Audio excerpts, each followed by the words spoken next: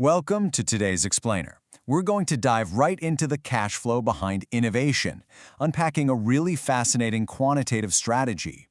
Basically, we're looking at how you can blend free cash flow with research and development to find strong, sustainable profitability right in the tech sector.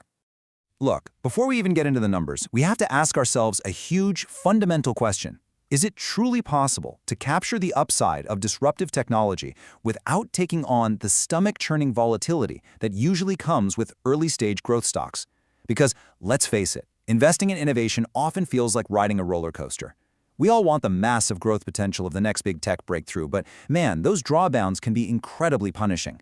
So, our goal today is to look at the data and see if there's actually a mathematically sound way to smooth out that ride. Here's our roadmap for today. 1. The illusion of earnings. 2. The free cash flow truth. 3. Fueling innovation safely. 4. Inside the ABOT strategy. And 5. Evaluating the competition. All right, let's jump into Section 1, the illusion of earnings.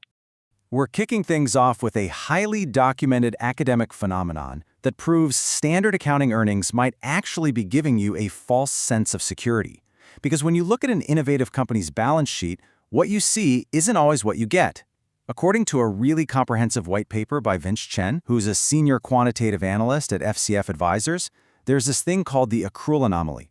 It essentially demonstrates that a company's earnings quality is heavily influenced by accounting accruals. Simply put, accruals are revenues or expenses that are recorded on the books, but the actual cash hasn't necessarily changed hands yet. And the research shows a distinct negative association between high accounting accruals and subsequent stock returns. Why is that? Well, because accruals can often be manipulated by a management team's, let's call it, creative choice of accounting methods. And this right here perfectly illustrates the core problem. Highly touted, innovative companies can absolutely use standard GAAP earnings to look so much better on paper than they actually are. They can legally tweak their accounting practices to show a profit, even if they're practically burning through cash in the back room. This is exactly why free cash flow is a far superior indicator of true current profitability when you're looking at quality investing.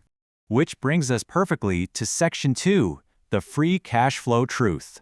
So if standard earnings are essentially an illusion, free cash flow is the hard truth. Think of free cash flow like a continuous waterfall. It's the real, undeniable cash a company actually has available after subtracting operating expenditures and accounting for future organic growth. You can't easily manipulate it with accounting tricks. A company either generated the cash or it didn't. By stripping away all the noise of those accruals, free cash flow gives us a crystal clear look at the financial health and the long-term sustainability of a business. Now, to put that into perspective, look at this crucial historical data from the FCF Advisors white paper.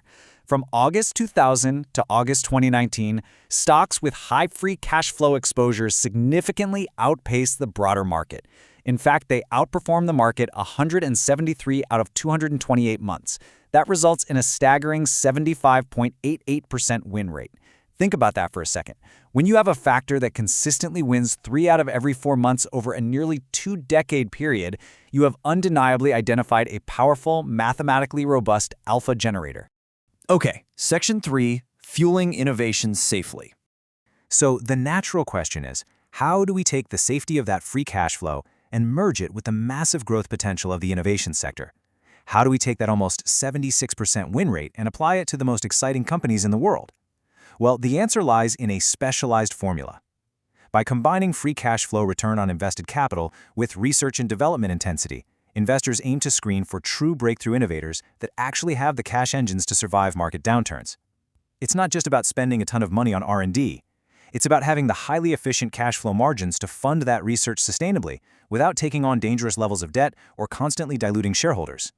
You can think of this screening process like a ruthless funnel. You start with this broad, investable universe of stocks. From there, you just ruthlessly filter for only the top 25% of FCF-ROIC stocks. Next, you evaluate them for prudent capital expenditure, efficient conversion of revenue to cash flow-driven profits, and strong asset turnover. Finally, you layer on that R&D intensity requirement at the very end. The result? You get an innovation leader score that pinpoints the exact companies blending cutting-edge technologies with rock-solid profitability. Moving right along to Section 4, inside the ABOT strategy. Let's transition from academic theory to real-world application here By profiling the Abacus FCF Innovation Leaders ETF. It trades under the ticker ABOT. This is basically where the rubber meets the road for retail investors wanting to utilize this specific strategy. ABOT is a passively managed equity fund with about $4.8 million in total assets.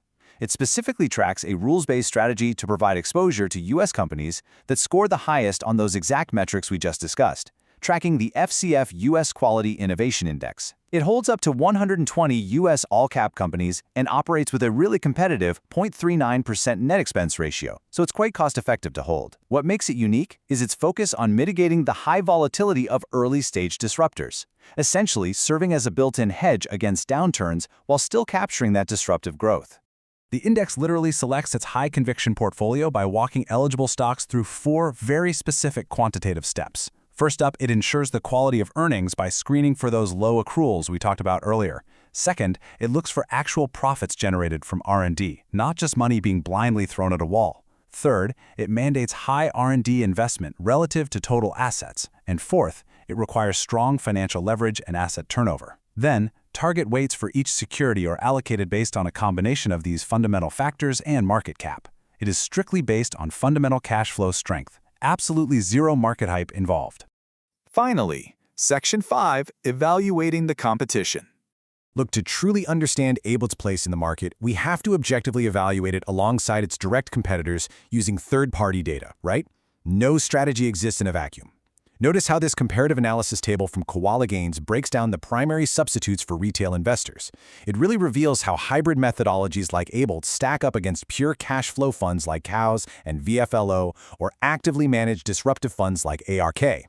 Koala Gains is analyzing these funds across dimensions like past returns, efficiency, and risk to help investors make highly informed decisions based on their own specific portfolio goals. And when we look at the return scores specifically, we can see that VFLO and CowZeds clearly lead the pack as top picks, with scores of 100% and 80%. Meanwhile, ABOT and ARK are classified as cost-efficient alternatives. This brilliantly highlights the trade-off between different investment mandates. Pure cash flow funds like VFLO and CowZeds might currently score higher on raw returns, but ABOT is intentionally taking a distinctly different risk-adjusted approach. It's attempting a hybrid path. It's sacrificing some of that pure cash cow momentum to maintain exposure to high R&D innovation, but doing so while avoiding the extreme risk of pure disruption funds. So what is the ultimate takeaway from this explainer? It's that standard earnings can be a really dangerous illusion in the tech sector.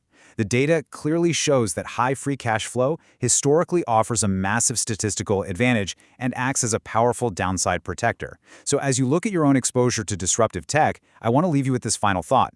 Is your portfolio fueled by the hard, undeniable reality of free cash flow? Or are you just buying into the empty promise of accounting accruals?